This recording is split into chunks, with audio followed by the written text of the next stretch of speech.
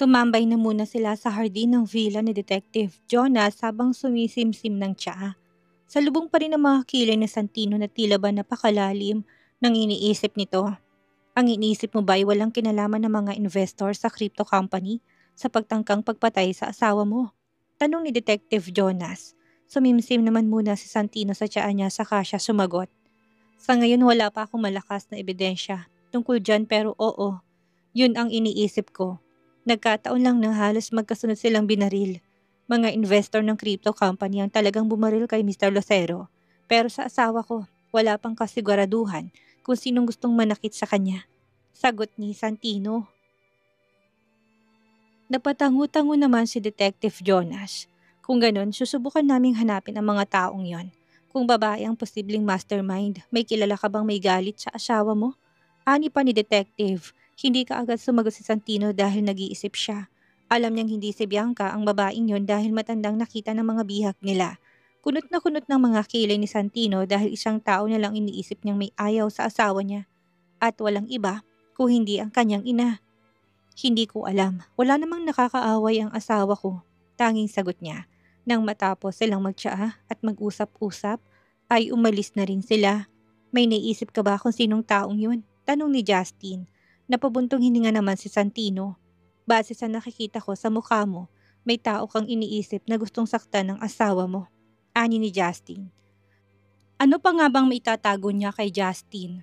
Matagal na silang magkakilala, kaya posibleng kilalang kilala na siya nito. Iniisip ko pa lang pero ayaw kong paniwalaan. Ayaw kong isipin na isang kriminal ang aking ina, sagot niya. Ang kilala lang naman niyang may galit sa asawa niya ay ang kanyang ina. Gusto nitong maghiwalay sila dahil si Bianca ang gusto nitong maging in-law. Paano kung ang kanyang inangang nasa likod ng pagtangkang pagpatay sa asawa niya? Hinilot niya ang sentido niya. Sa dami ng iniisip niya, para bang hindi na magkakasya sa utak niya. Magkasundo naman silang mag-ina noong sila pa ni Bianca dahil gustong-gusto nito si Bianca bilang girlfriend niya pero nagbago ang lahat ng iyon nang maghiwalay sila ni Bianca.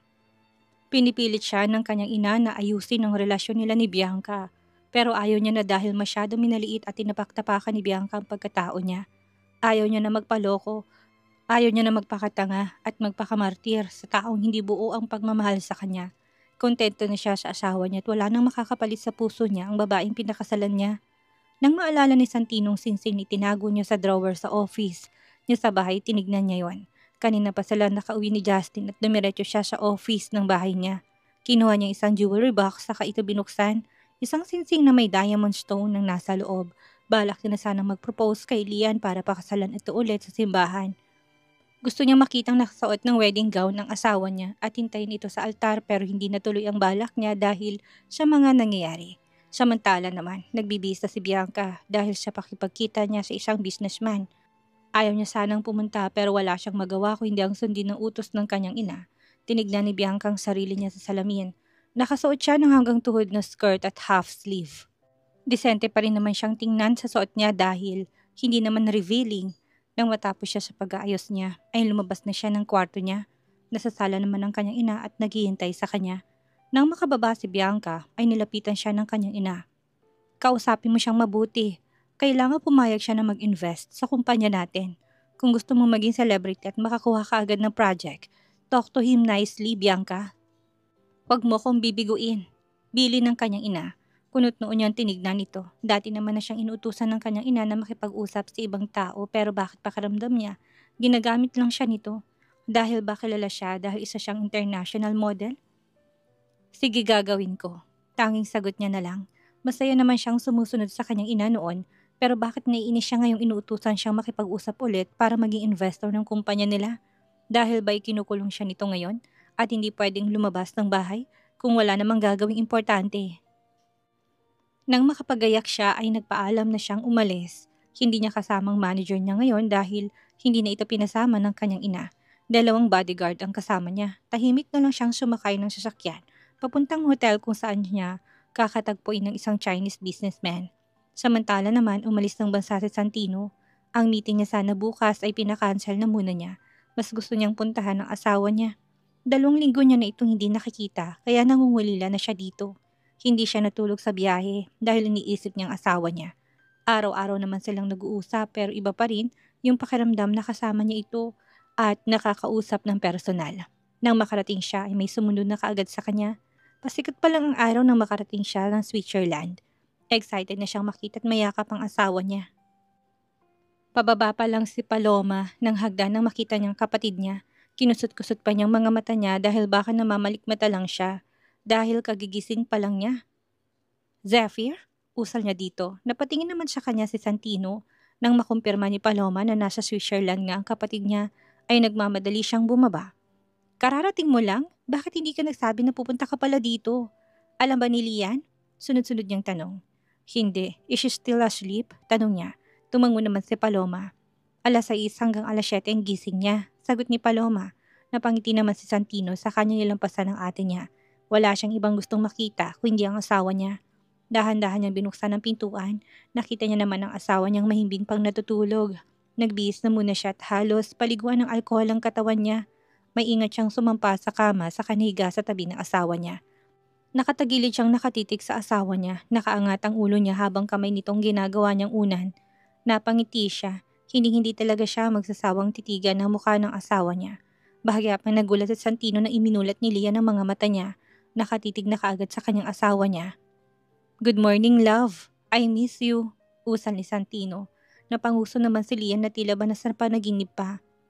Miss na rin kita. Kailan ka ba pupunta dito?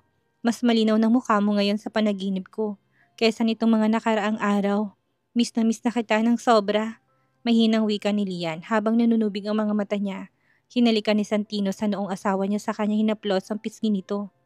I'm here. This is not a dream, love. Kinansel ko yung meeting ko para puntahan ka. Tuluyan namang nagising si Lian saka siya bumangon. Inalalay naman siya ni Santino dahil malaki ng tiyan nito. Love, anong ginagawa mo dito? Gulat niyang tanong. Matamis namang napangiti si Santino. Siyempre, para bisitahin ka. Miss na kita.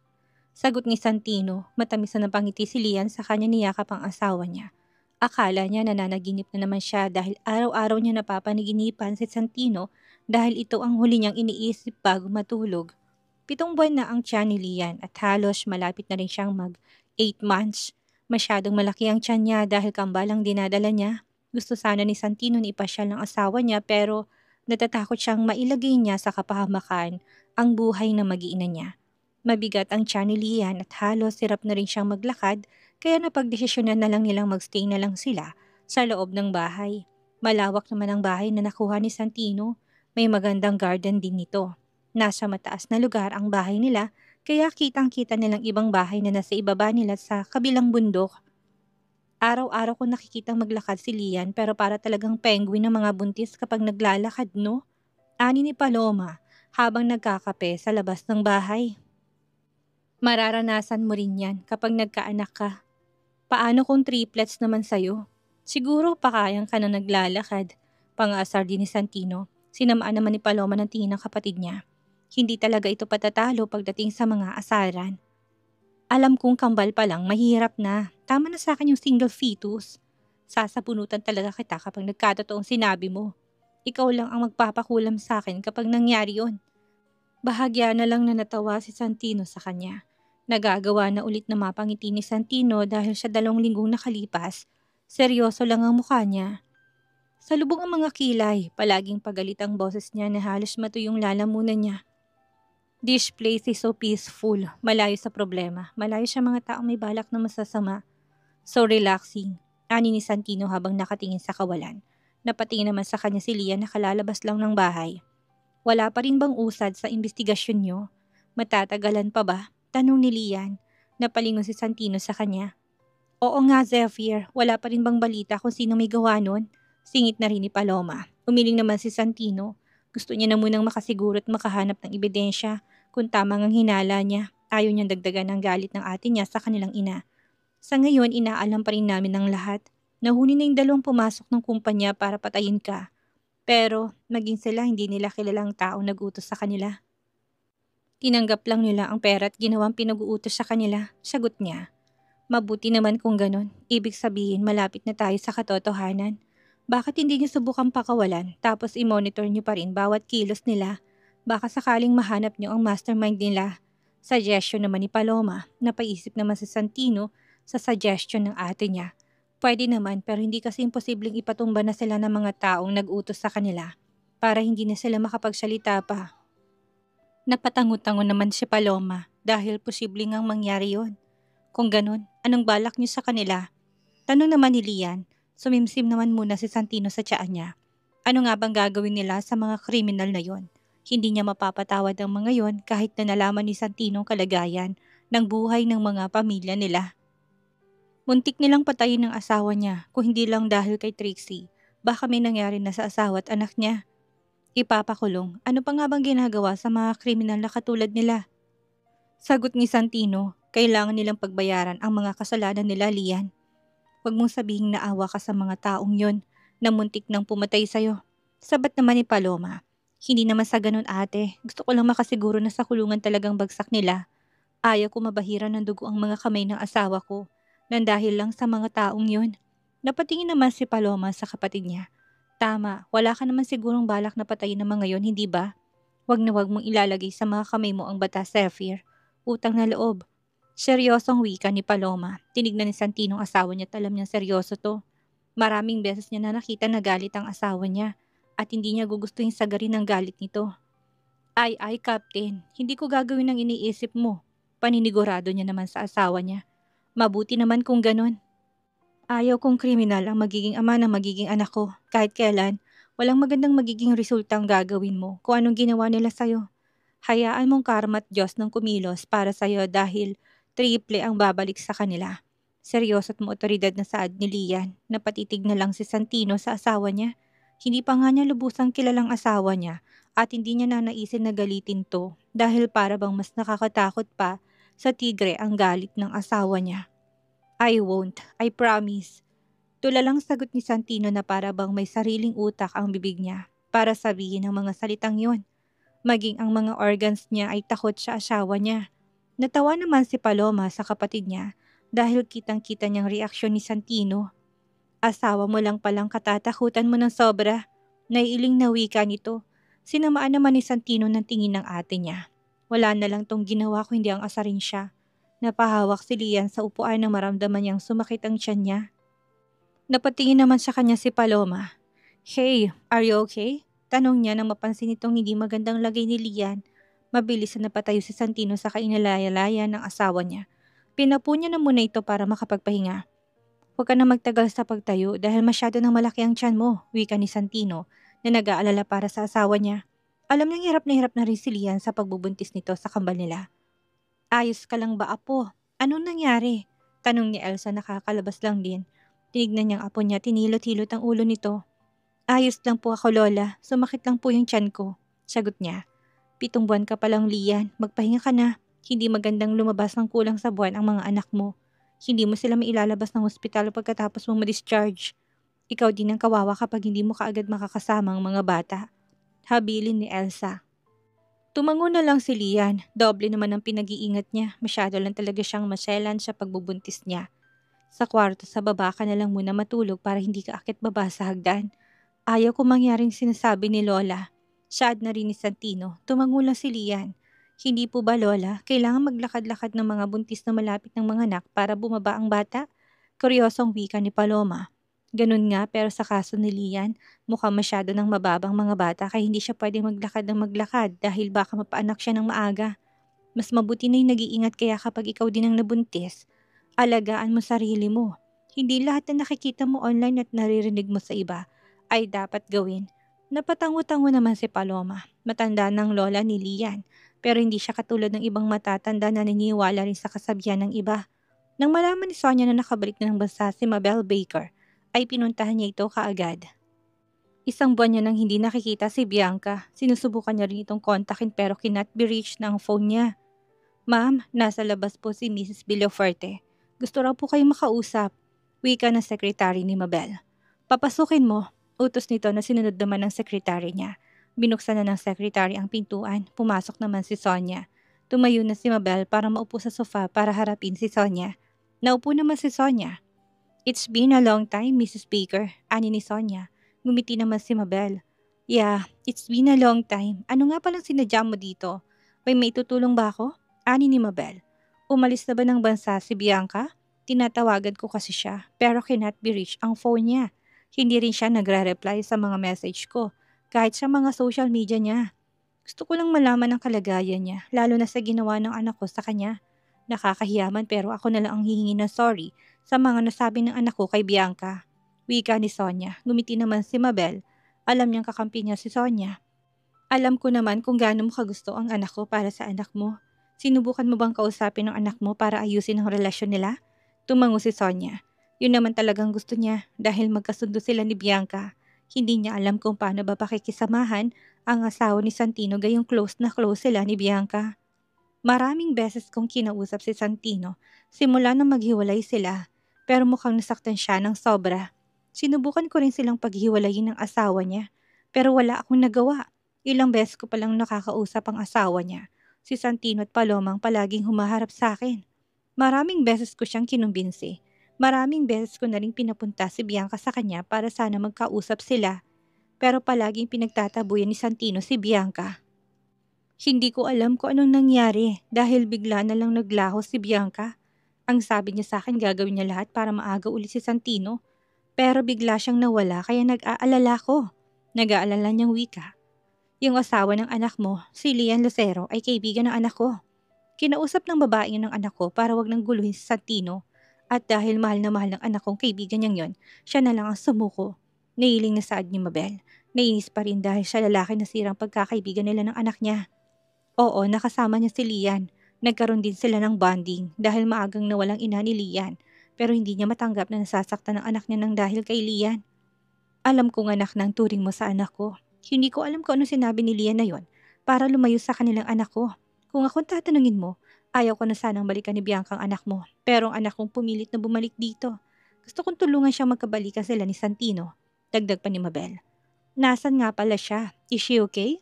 Tanong ni Sonia. She's fine, pero nitong mga nakalipas na araw, ayaw niyang lumabas ng kwarto niya.